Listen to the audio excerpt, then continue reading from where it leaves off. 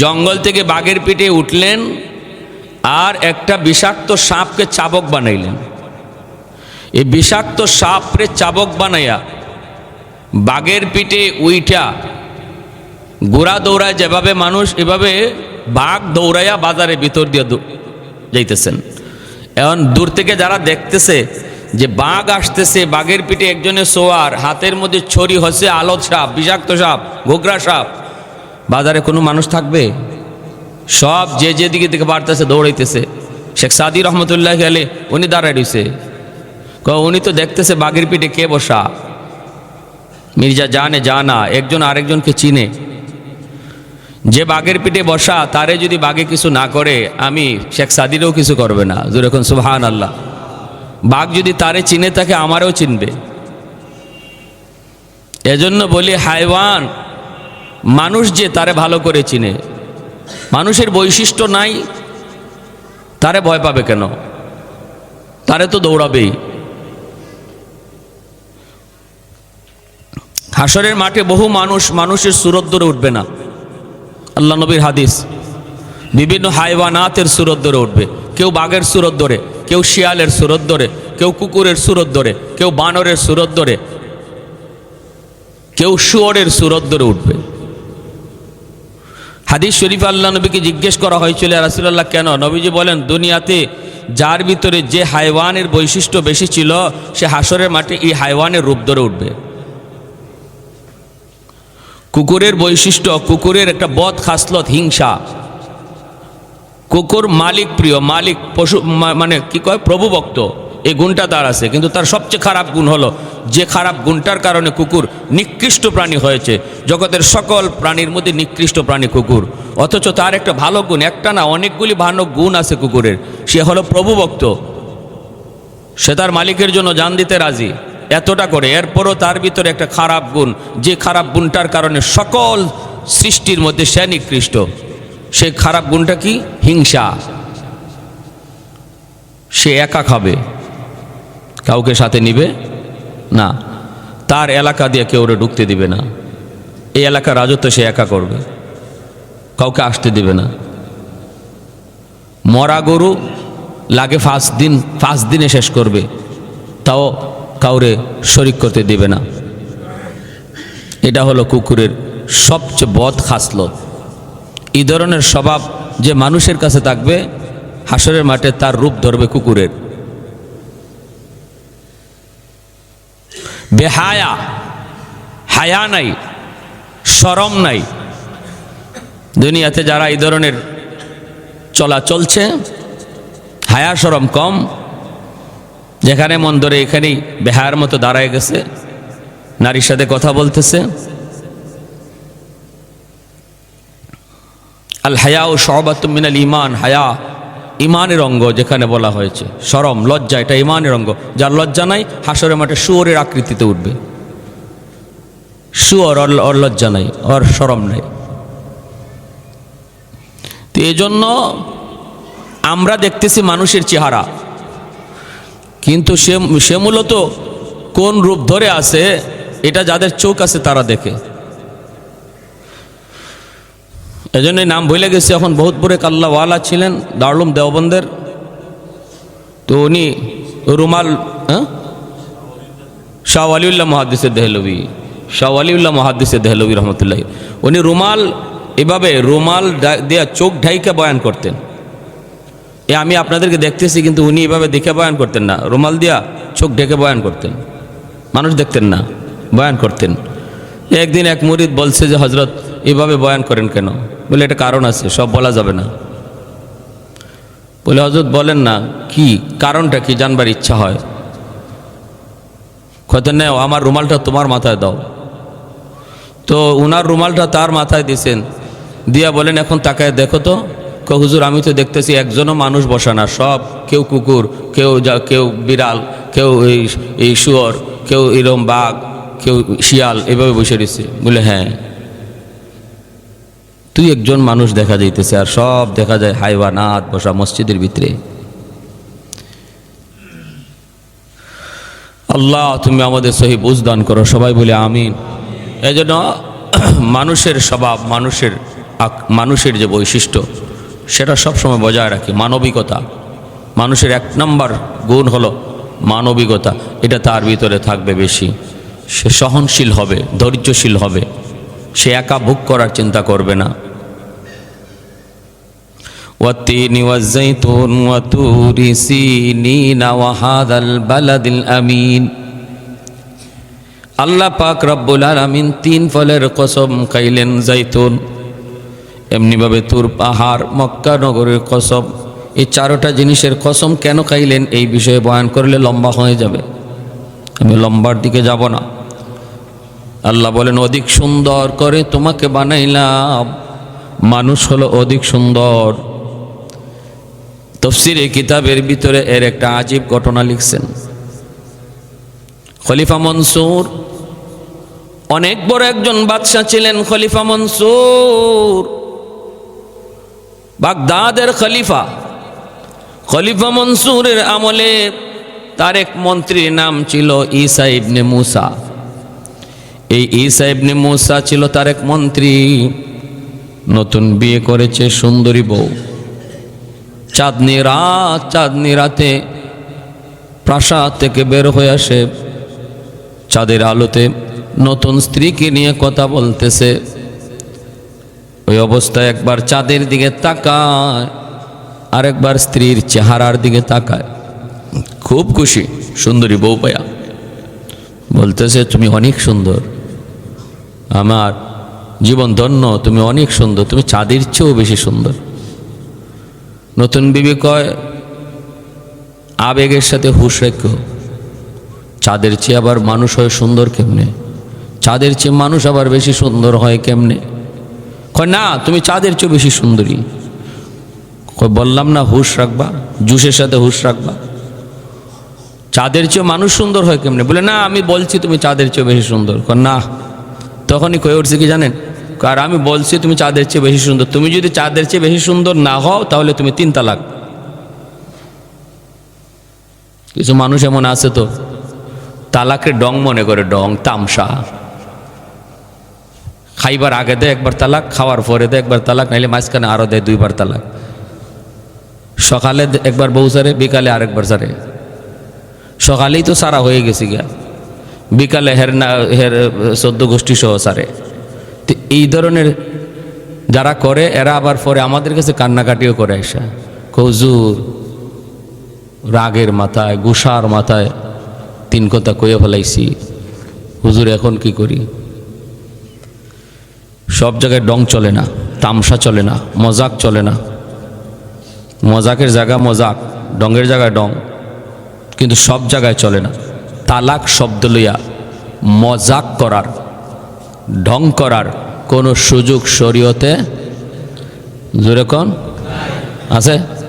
বিষাক্ত সাপ লইয়া আপনি তামসা করেন, গোগরা সাপরে সামনে নেন, এই সাপ তুই আমার কামড় দিস না, আমি তোর সাথে এমনি ফাইজলামি করতেছি, তোর সাথে একটু ডং করতেছি, একটু মজাক করতেছি, তুই আমার কামড় দিস না।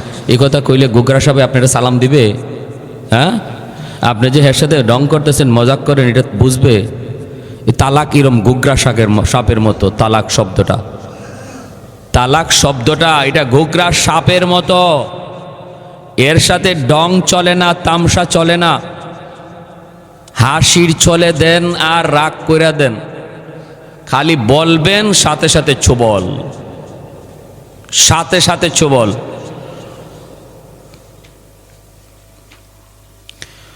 রেডিমেড মৌলবীর কাছে যাবেন না, নেটের মৌলবীর কাছে গেলে পরে কইব কি লিখিত দেওয়া লাগবে তালাক, মুখে তালাক দিলে তালাক হয় না। এই ধরনের বাজে ফতোয়া দিয়া টিভির বক্তারা, মৌলবীরা ফতোয়া দিয়া, বিশেষ করে আহলে হাদিস মার্কা যে বক্তাগুলি, এই আহলে খবিস মার্কা বক্তাগুলি, ওরা ওইরকম রিপোর্ট দেয়। হয় লিখিতভাবে তালাক দিলে তালাক হবে, মুখে তালাক দিলে তালাক হবে না। আরে হারামি এই ধরনের ফতোয়া দিয়া পুরা সমাজটা জারজ সন্তানে ভরে ফেলতেছে। সমাজ নষ্ট হবে না তো কি হবে? কি হবে? ওই পোলা বাপরে পিটাইব না তো কি করবো? এ তো জারজ, এ তো বৈধ নয়, অবৈধ। ওই মৌলবীর ফতোয়ার কারণে এই ঘটনা ঘটছে। স্বামী স্ত্রী তারা তো মনে করতেছে বৈধ সম্পর্ক, হালালভাবে তারা মিলতেছে। সম্পূর্ণ দায়ভার এই মৌলবীদের কাঁধে যাবে। আর আমাদের কথা শোনার পরও যারা ওই সমস্ত মৌলবীদের কাছে যাবেন, আপনিও ধরা খাবেন। হ্যাঁ, আমাদের কথা বলার পরও, আমাদের কথা শোনার পরও যে না, সব মৌলবীর কাছে যাওয়া যাবে না, মডার্ন আল্ট্রা মডার্ন যাওয়া যাবে না, এই কথা শোনার পরেও যারা যাবেন তারা নিজেরা দায়ী থাকবেন। আর জানেন না, গেছেন, আল্লাহ আমি জানতাম না, আমি মনে করছি বড় হুজুর, আল্লাহ এরকম একটা ফতোয়া দিয়ে লাইছে, আমি মোটেও জানি নাই যে সমাজে কিছু উলামায়ে সু আছে, ভ্রান্ত কিছু মৌলবী আছে। আল্লাহ এই কথাটা আগে বুঝতাম না, আল্লাহ হয়তো মাফ করে দিতে পারে। তাহলে মনে রাখবেন, বিবাহ এবং তালাক এই দুটা জিনিসকে ইসলাম সহজ করেছে। ইসলাম কি করেছে? সহজ। বিবাহের ক্ষেত্রেও বিবাহটা সহজ। আমরা বিবাহরে কঠিন বানায় ফেলাইছি, আমরা কঠিন বানাইছি, কিন্তু ইসলাম বিবাহটাকে অধিক সহজ করেছে। মোহরের ব্যাপারটা আমরা কঠিন করেছি। বরযাত্রী লইয়া মেয়ের বাপের উপরে চাপ সৃষ্টি করার এই রুসুমটা আমরা তৈরি করেছি। একটা মেয়ের বাবা মেয়ে উপযুক্ত হওয়ার আগেই তার টেনশন শুরু হয়ে যায় যে হায় রে, কয় লক্ষ টাকা লাগবে আমার এই মেয়েটাকে গোছাইতে, টাকা জোগাড় টেনশনে পড়ে যায় বাবা। অথচ ইসলাম কত সুন্দর, ইসলাম বলছে মেয়ের বাবার কোনো টেনশনই নাই। এমনকি বিবাহের দিনটাতে পর্যন্ত ছেলে দুই একজন মানুষ লইয়া, আপনজন কয়েকজন লইয়া যাবে, যাইয়া একদম নিরিবিলি সহজে নিয়ে আসবে, সহজে নিয়ে আসবে। প্রচার হবে বিবাহ হইতেছে, এটা প্রচার করো, কিন্তু খরচটা হবে না। মূল খরচটা করবে ছেলে, যদি সামর্থ্য থাকে, যেটাকে আরবিতে বলে ওলিমা, আমরা বলি বৌভাত। এই ওলিমাটার বিধান আছে শরীয়তে, এটা সুন্নত, এটা সুন্নত। ওয়ালাউ বিশাত, নবী বলেন একটা ছাগল দিয়ে হলেও ওলিমা করো, একটা ছাগল দিয়ে হলেও ওলিমা করো। কিন্তু আমরা মূল খরচটা ফালাইতেছি কন্যার বাপের উপরে, মূল খরচটা। বরযাত্রী হাই দিহা, বাংলাদেশে আমার মনে হয় এমন কোনো জায়গা বাদ নাই যে বরযাত্রী 300 কইলে 400 আয়, 400 কইলে 500 আয়, 500 কইলে মেয়ের বাপেও জানে কইছে 500 আইব 700। এটা একটা যেমন কি হয়ে গেছে, রুসুম হয়ে গেছে যে বরযাত্রী বেশি আইলে সমস্যা নেই, কিন্তু তার তো একটা এস্টিমেট লাগবে, তারও তো একটা সামর্থ্য লাগবে। আল্লাহ আমাদেরকে সহি বুঝ দান করুন, সবাই বলে আমিন। যারা বিয়া শাদী করে লেছি তো করেই লেছি, যারা বিয়া এখনো করছো না, এখন তো নিয়ত করো এইরকম এই বহর লইয়া বহর লইয়া মেয়ের বাপের বাড়ি যাওয়া, এই জিনিসটা অন্তর থেকে মুছো। আল্লাহ এই বিবাহের মধ্যে বহু বরকত দিবে। আর শুরুতেই যদি গন্ডগোল লাগাইয়া চলো, শেষ পর্যন্ত গন্ডগোল খালি থাকবেই থাকবে। শেষ পর্যন্ত বরকত দিয়া বিবাহ শুরু করো, আল্লাহ শেষ পর্যন্ত বরকত দিবে। এজন্য কোনো সময় এরকম করে। আর যৌতুক আলহামদুলিল্লাহ কিছু কমছে, ঠিক না মা? আপনারা যদি আওয়াজ করেন না, করে নাকি? যৌতুক আগের চেয়ে কিছু কমছে না? আলহামদুলিল্লাহ অনেক কমছে আলহামদুলিল্লাহ। আর আওয়াজ তো ছড়তেছে, আমাদের আওয়াজ ছড়তেছে, ওয়াজ মাহফিলে আওয়াজ ছড়তেছে। যৌতুক হালাল না হারাম? বহুত বড় হারাম, খালি হারাম কেন না, বহুত বড় জঘন্য হারাম, জঘন্য হারাম। এই ধরনের কাজে কেউ যাবেন না, কেউ যাবেন না। বাহানাও করবেন না, বাহানাও না, এভাবে না, এভাবে না, ওইভাবেও না, ওইভাবেও না। কাউরে দিয়া কওয়াইবেন তাও না। কোনো ইঙ্গিত ইশারা চলবে না, কোনো ইঙ্গিত ইশারা চলবে। মেয়ের বাপে খুশি হইয়া যদি দেয়, দেখ, এটাও বলি না আমরা, এটাও যদি বলি তাহলে আপনি এটারও সুযোগ নেবেন, এটার একটা সুযোগ নেবেন। আমি চাইছিলাম না তো চাইছিলাম না, খুশি হয়ে কিছু দিতে পারতো না তো এটা কি না চাই, এটা চাওয়ার থেকে আর কি রইল বাকি? খুশি হইয়া কিছু দিতে পারতো না তো এটা আর কি রইল কি আর? হয়ে গেছে সব। তো এই ধরনের কোনো কিছু অন্তরে রাখবো না। এইগুলো বিবাহ, খালি একজনের দুইজন সাক্ষী থাকবে, উপযুক্ত মেয়ে আছে, দুজন সাক্ষী আছে, ছেলে আর মেয়ে উপযুক্ত দুজন আছে। সাক্ষীদের সামনে সে বলবে আমি তোমাকে বিবাহ করলাম, সে বললো আমি তোমার কাছে বিবাহ বসলাম, বিয়ে হয়ে গেছে। সাক্ষী দুজন আছে। বলে খুতবা? জি না, খুতবা কোনো বিবাহের জন্য শর্তই না। খুতবা না পড়লেও বিবাহ হবে, মৌলবী না আনলেও বিবাহ হবে, কাবিন না লিখলেও বিবাহ হবে। তবে আসমান আর চাঁদ আর সূর্যরে সাক্ষী রেখে বিয়ে করলে বিয়ে হবে না। বাতাসে সাক্ষী রেখে বিয়ে করলে বিয়ে হবে না।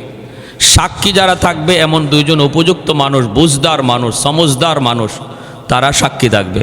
চাঁদ সূর্যরে সাক্ষী রেখে বিয়ে করলে বিয়ে হয় না। মানুষ সাক্ষী রেখে বিয়ে করবে। এমনকি নাবালিক মেয়েটাকে যদি বাবা বিয়ে দেওয়া দেয়, নাবালিক অবস্থায় বিয়ে হয়ে যায়। দেখেন কেমন বিয়ে হওয়া হয়েছে। একটা ঘটনা আছে আর কি, একজন উস্তাদ পড়াইতেছে, তো বলতেছে যে নাবালিক মেয়ে রে বাবা বিয়ে দিলে বিয়ে হয়ে যায়। ছাত্র একজন আসলে খুব দুষ্ট, সে বলতেছে হুজুর কেমনে বুঝি নাই। হুজুরে কয় বুঝোস না, এটারে বুঝাইমু কেমনে তোরে। হুজুরের একটা নাবালিক মেয়ে ছিল, তো কয় হুজুর বুঝি নাই তো, কেমনে ঘটনা কেমনে। হুজুরে কয় মনে কর আমি বললাম যে আমার মেয়েটাকে তোর কাছে বিয়ে দিলাম, হে কয় হুজুর আমি কবুল করলাম। বড়া মজলিসের সমস্ত ছাত্রদের সামনে বিয়ে হয়ে গেছে। হুজুরে কয় তুই এটা কি করলি, তুই এটা কি করলি, হয়ে গেছে কিন্তু এখান থেকে আর ফিরে আসার কোনো সুযোগ নাই, এবং এই মেয়ে ছাত্রের কাছে দেওয়াই লাগছে। এজন্য বলছিলাম বিবাহ এবং তালাক এখানে কোনো মজাক চলে না। হইছে বলে আমার নিয়ত ছিল না, নিয়তেরও এখানে কোনো হিসাব নাই। আমার নিয়তে ছিল না, মুখে বলছি, এরও কোনো হিসাব নাই। এত কঠিন বিষয়। সেখানে আপনি তালাক দেওয়ার পরে যদি বলেন মজাক করে বলছি, হাসির ছলে বলছি, হুজুর আমার মাথা ঠিক ছিল না, কোনো কিছুরই অ্যালাউ নাই শরীয়তে। তো মুসা ইবনে ঈসা খলিফা মনসুরের মন্ত্রী, ইনি বলে ফেলছে তুমি যদি চাঁদের চেয়েও বেশি সুন্দরী না হও তাহলে তালাক। এখন তো মহিলা কান্না শুরু করছে, মাত্র বিয়া বইলাম তুমি তালাক দিয়া দিলা। হ্যাঁ গেছি গা, তালাক তো হয়ে গেছে। এখন মন্ত্রী কয় কি কও তালাক হয়ে গেছে? বললে হ্যাঁ তালাক তো হয়ে গেছে। চাঁদের চেয়ে আমি বেশি সুন্দরী হব কি করে, তাহলে তো আমার তালাক। ওই মহিলা জানতো, সে চলে গেছে বাপের বাড়ি। এখন মন্ত্রী কান্নাকাটি করতেছে আর কি, হায় আমি এটা কী করলাম, আমি তো বেশি সুন্দরী কইতে গিয়া এই কথা বইলা ফেলাইছি, বেশি আবেগে। হুজুর এখন কি করি? বাদশার কাছে গেছে, খলিফা মনসুরের কাছে গেছে। খলিফা মনসুর এলাকার যত উলামায়ে কেরাম ছিল বাগদাদের, তাদেরকে ডাকছে, রেখে বলছে যে বলেন আপনারা ফতোয়া দেন, তার তালাক হয়ে গেছে নাকি এখনও বৈধ স্ত্রী আছে? সবাই বলে এটা তো 100% তালাক। কেন? চাঁদের চেয়ে আবার বেশি সুন্দর হয় কি করে, অতএব তালাক হয়ে গেছে। বড়া মজলিসের মধ্যে একজন ইমাম আবু হানিফা রহমতুল্লাহ আলাইহির ছাত্র ছিল। ইমাম আবু হানিফা রহমতুল্লাহ আলাইহির একজন ছাত্র ছিলেন এই জায়গার মধ্যে বসা, তিনিও বহুত বড় একজন আলেম। খলিফা মনসুর কয় সবার কথা শুনলেও ওনার কথা না শুনলে আমার বুঝ হবে না, আপনি কিছু বলেন না কেন? সবাই বলতেছে তালাক, কিন্তু আপনি কোনো জবাব দেন না, ঘটনা কি আপনি বলুন। তখন উনি বলতেছে আমি কি বলবো, সবাই তো বলছে তালাক হয়ে গেছে, কিন্তু আমি বলি আল্লাহর কোরআন বলে তালাক হয় নাই, কারণ মানুষ চাঁদের চেয়েও বেশি সুন্দর। জোরে বলে সুবহানাল্লাহ। সবাই বলে তালাক হয়ে গেছে, কারণ হলো চাঁদ বেশি সুন্দর। মানুষ বলে চাঁদ বেশি সুন্দর, কিন্তু আল্লাহ বলে মানুষ বেশি সুন্দর। কোথায় দলিল? দলিল হলো পবিত্র কোরআনের সূরাতুত তিন, ওয়াত-তিন ওয়াজ-যাইতুন ওয়া তুরি সিনিনা ওয়া হাযাল বালাদিল আমিন লাকাদ খালাকনাল ইনসানা ফি আহসানি তাকওয়িম। মানুষ যে অধিক সুন্দর কথাটা শুধু আল্লাহ এমনি বলেন নাই, সহজ সরলভাবে বলেন নাই। আল্লাহ এই কথাটা বলার আগে 4 বার 4টা জিনিসের কসম খাইছে। মানুষ যে বেশি সুন্দর আল্লাহ শুধু সহজভাবে বলেন নাই, 4 জিনিসের কসম খাই আল্লাহ বলছেন। অতএব মানুষের কথা ঠিক না, আল্লাহর কথা ঠিক। বাদশা কয় আল্লাহর কথা ঠিক, কয় আল্লাহর কথা যদি ঠিক হয় তাহলে তালাক হয় নাই। তালাক হয় নাই, মন্ত্রী যা বলছে তুমি যদি চাঁদের চেয়ে বেশি সুন্দরী না হও তাহলে তালাক। আল্লাহর কোরআন বলে এই মহিলা তার স্ত্রী চাঁদের চেয়েও বেশি সুন্দরী। তাহলে তালাক হবে কেন? এজন্য আল্লাহ পাক রব্বুল আলামিন বলেন, আমি আল্লাহ তিনের কসম, জাইতুনের কসম, তোর পাহাড়ের কসম, মক্কা নগরীর কসম খায় বলি, মানুষ তোমাকে অধিক সুন্দর করে যেমন বানাইছি, আমি আল্লাহ তোমাকে অধিক সম্মানী করেও তোমাকে বানাইছি। অতএব এই সম্মান মানুষ, এই সম্মানিত মানুষ, তোমার সম্মান তুমি ধরে রাখবা। যদি সম্মান ধরে রাখতে হয় যেই জিনিসের দ্বারা ওই জিনিস তুমি পালন করে যাও, তাহলে আখের পর্যন্ত তোমার সম্মান বজায় থাকবে। আর যদি যেই জিনিসের কারণে তোমাকে সম্মানী বানাইলাম ওই জিনিস পাওয়া না যায়, তাহলে সম্মানী মানুষটাই আবার সবচেয়ে নিকৃষ্ট হয়ে যাবে। যে কারণে তুমি সম্মানী, কারণ পাওয়া গেলে তোমার সম্মান ঠিক থাকবে। তুমি যদি তোমার সম্মান ধরে না রাখতে না পারো, তাহলে অধিক নিকৃষ্ট হয়ে যাবে, ঠিক না? যে জিনিস খুব দামি, এটা যদি নষ্ট হয় তাহলে দুর্গন্ধ বেশি হয় না? দুর্গন্ধ বেশি হয়। মানুষ অনেক দামি, সৃষ্টি জগতের শ্রেষ্ঠ জীব মানুষ। এই মানুষ মারা যাওয়ার পর যদি মানুষের বডি ফসে, আশপাশ দিয়ে দেওয়া যায়?